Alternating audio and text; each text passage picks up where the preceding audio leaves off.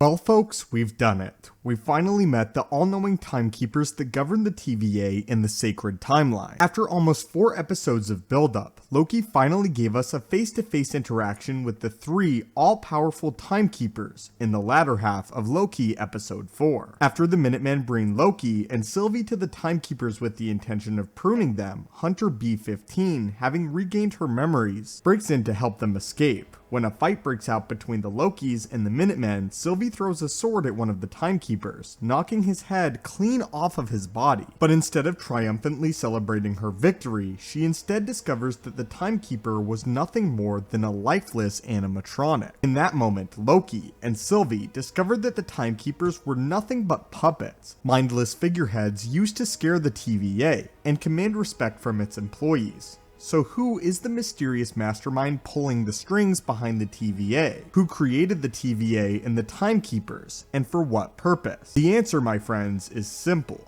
The mastermind puppeteering the Timekeepers is none other than Kang the Conqueror. For those of you that are unfamiliar, Kang the Conqueror is an infamous time traveler and tyrant in the Marvel Universe. Kang traverses time in order to inflict his will on the people of any given era. Does that sound familiar? Kang most often resides in a city that is known as Chronopolis, which acts as a sort of bridge across time, while not existing at any fixed point on the timeline. From this city, Kang can access any point in time or space, traveling between eras at a whim. Again, doesn't that sound familiar? Many have theorized that the city seen in the quantum realm in Ant-Man and the Wasp is none other than this Chronopolis. But with the recent release of Loki, it has become increasingly likely that this city is none other than the TVA headquarters. For more on that, see our video which dives into that theory in much more detail. Kang uses this city to monitor his conquests, view all of time collectively, and to intervene as he sees necessary. Much like the MCU's interpretation of the TVA.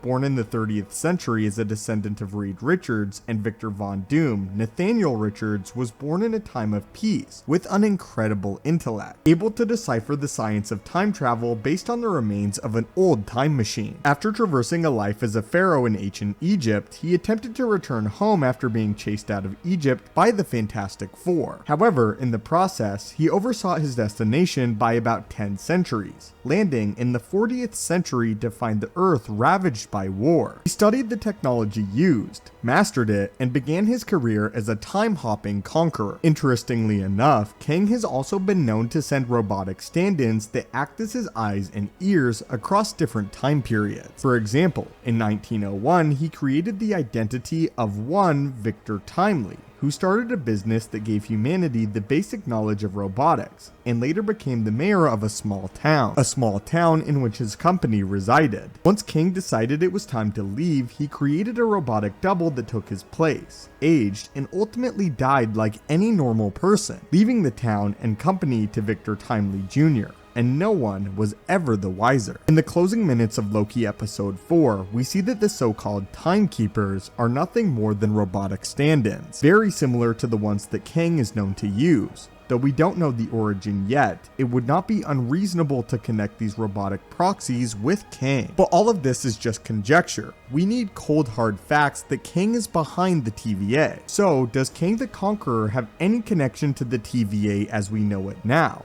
Astonishingly, yes he does. Judge Renslayer, who we've talked about extensively in previous videos, in the comics is a love interest of Kang the Conqueror, and it's been widely theorized that Kang was one of the Timekeepers before they were exposed as fraud. Judge Renslayer already knows that all members of the TVA are variants. We see this during her interrogation before pruning Hunter C-20. And it's been implied that she feels guilty about lying to Mobius based on her body language around him, and the repeated references and glances to the Princeton University pen, which may very well have been his. Despite all of this, however, she still seems committed to maintaining the sacred timeline, despite knowing that the TVA was not created by the Timekeepers, and that something more complicated is going on. So does she know that the Timekeepers are not real? Based on her reaction in the scene, it's hard to tell, seeing as she was unconscious when the decapitation happened, and only regained consciousness to prune Loki. However, when Sylvie dictates, "You're going to tell me everything," it is implied that she knows more than she is letting on.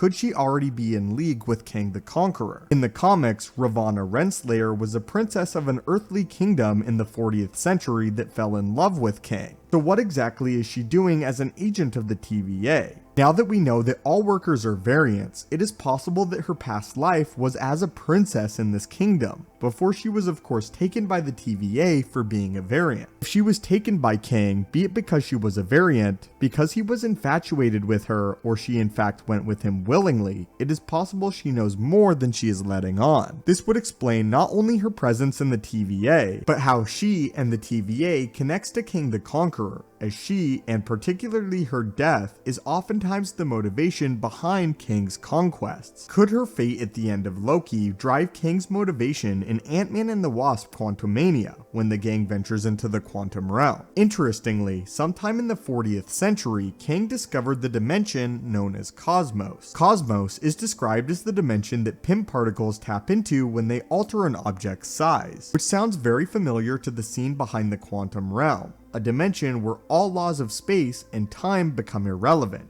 and are also closely tied to Pym particles. In the comics, Kang conquered the civilization of Cosmosians, that lived of course on Cosmos, forcing them to do his bidding. Is it possible that the MCU is using the quantum realm as a stand-in for Cosmos, and the Cosmosians that he enslaved in the comics are in fact the workers of the TVA, who he is forcing to maintain the timeline and keep it to his liking? This hybrid origin could explain the presence of Ravonna Renslayer, as well as combine the origins of the TVA and Kang the Conqueror to create a fresh, intriguing take on two already established stories that allows both the TVA and Kang to be explored in depth. Anyway, my friends, what do you think of this theory? Do you believe that Ravonna Renslayer could meet her end at the end of Loki, driving Kang's transition into a conqueror? And do you believe that Kang will appear in Loki? And is he the one behind the TVA? As always, my friends, thank you so much for watching. Hit that subscribe button to assemble and join our team, and have a great day.